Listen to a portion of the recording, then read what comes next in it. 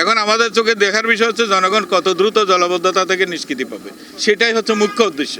তো the thing is, আমাদের মূল যে কথাটি আপনি বলেছেন সেটা হচ্ছে অপরিকল্পিত উন্নয়নের কারণে আজকে জলের টাকাগুলো জলে চলে গেছে।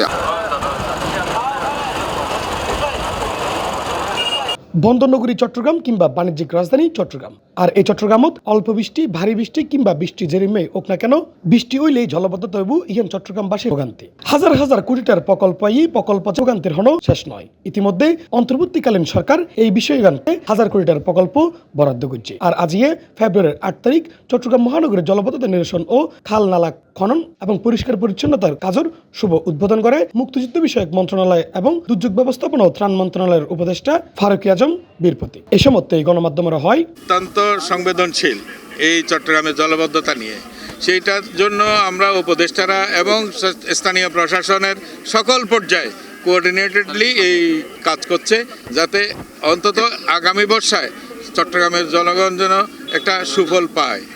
এটা পরিপূর্ণ হয়তো পাবে না, কিন্তু কাজ যখন এটা শুরু হয়েছে ধারাবাহিকতায় এই জলাবদ্ধতা নিরসন হবে আমরা আশা করছি। তো এইটার জন্য জনগণের সম্পৃক্ততা কামনা করছি, যেন যত্রতত্র ময়লা আবর্জনা দিয়ে যেন ড্রেনগুলো যেন ভর্তি না করে।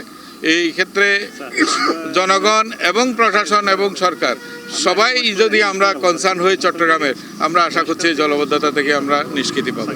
সেটা সিডিএ হোক, সিটি কর্পোরেশন হোক, সেনাবাহিনীর হোক, সবটাই সম্মিলিতভাবে দেখছি আমরা। এটা আলাদা আলাদা করে দেখার কোনো বিষয় না। এখন আমাদের চোখে এইখানে কার কি হয়েছে না হয়েছে সেগুলিও খতিয়ে দেখা হচ্ছে, এবং এই খুব দ্রুত যে সমস্ত কাজগুলো করলে জলবদ্ধতা থেকে নিষ্কৃতি পাওয়া যাবে সেই কাজগুলোকে অগ্রাধিকার ভিত্তিতে করা হচ্ছে। That is what. Thank you.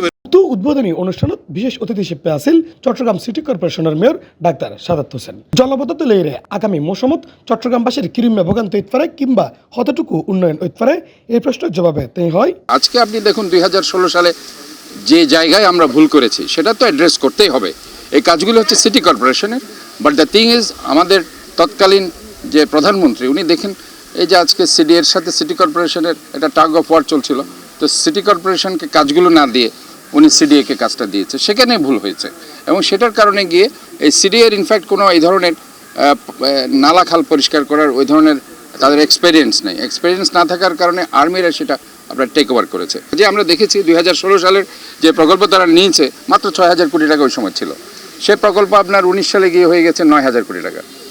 তারা বলেছে 19 সালে তারা শেষ করবে, 19 সালে এসে বললে আরও 3,000 কোটি টাকা লাগবে। কবে শেষ হবে? 22 সালে। 22 সালে এসে বললো আরও টাকা লাগবে 2,000 কোটি টাকা। এরপরে গেল 24 সাল শেষ, এখন বলছে 26 সাল। কাজে এই বছরের পর বছর তারা দীর্ঘায়িত করেছে, বাট বাজেটের পর বাজেট তারা বাড়িয়েছে। কাজে আমরা যেটা বারবার বলছিলাম যে বিরোধী দল থাকার সময়, এখন আমরা বিরোধী দল আছি, মেগা প্রজেক্টের নামে মেগা দুর্নীতি।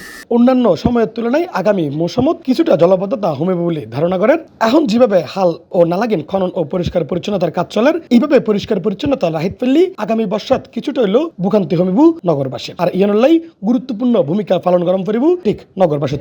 নালা এবং খালত ফেলান না যাব হনরম্যে বর্জ্য কিংবা ময়লা। ইফতেখার নতিশন, C+ টিভি, চট্টগ্রাম।